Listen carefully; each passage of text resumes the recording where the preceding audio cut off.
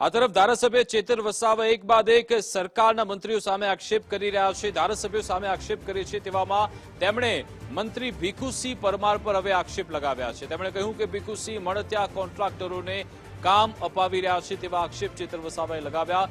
કરોડોના બિનજરૂરી કામ કરાવવામાં આવે છે તેવો ગંભીર આક્ષેપ ચેતર વસાવા તરફથી લગાવવામાં આવ્યો। જરૂરી ખેતી લાયક કામ કરાવવામાં નથી આવતા તેવો દાવો પણ ચેતર વસાવાએ કર્યો છે। તેમનું કહેવું છે કે માત્ર ભ્રષ્ટાચાર થાય છે, કોઈ કામ કરવામાં નથી આવતા। ત્યારે ભીખુસિંહ પરમારે વડોદરા, સુરત અને અમદાવાદની કેટલીક એજન્સીઓને સાથે રાખીને પોતે ડેડિયાપાડાના 17 કરોડમાંથી 15 કરોડનું આયોજન એમણે બારોબાર કર્યું છે।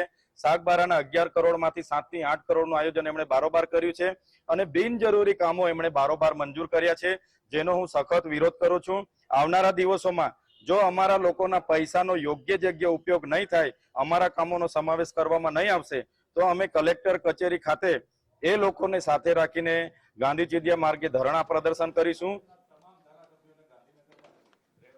आज अंगे जानकारी आपसे संवाददाता आशीष फोनलाइन पर जुड़ाई गया है। जी आशीष। बिल्कुल खास विकास बात करिए तो जे आयोजन मंडल की मीटिंग जे बैठक थी आज आयोजन मंडल की बैठक छेल्ला 3 વાર आ तीजी વાર बैठक योजाई है। एकना एक जे कामों होय छे एकबीजा पर नेताओं हर आक्षेप करी रह्या छे।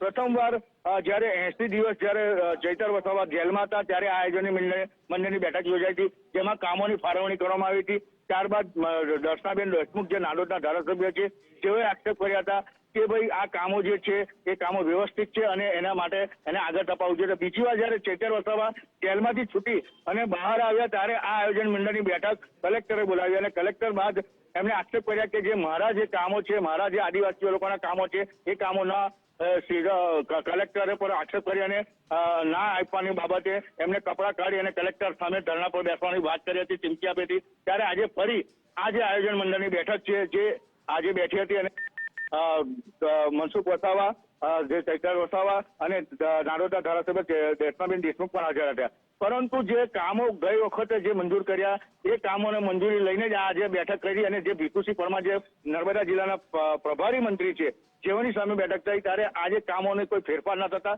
ચૈતર વસાવા વિફર્યા હતા અને ચૈતર વસાવાએ સીધા આક્ષેપ ભીખુસિંહ પરમાર મંત્રી પર કર્યા હતા કે જે કામો જે છે એ કામો બિનજરૂરી છે, જે ભ્રષ્ટાચાર માટે કરવામાં આવે છે, આદિવાસીઓના હિત માટેના કોઈ કામો નથી કરવામાં આવતા, જેને લઈ આજે ચૈતર વસાવા ભીખુસિંહ પરમાર જે મંત્રી છે જેમના પર આક્ષેપબાજી કરી હતી। જી बिल्कुल आभार आशीष, तमाम जानकारी आपका बदल।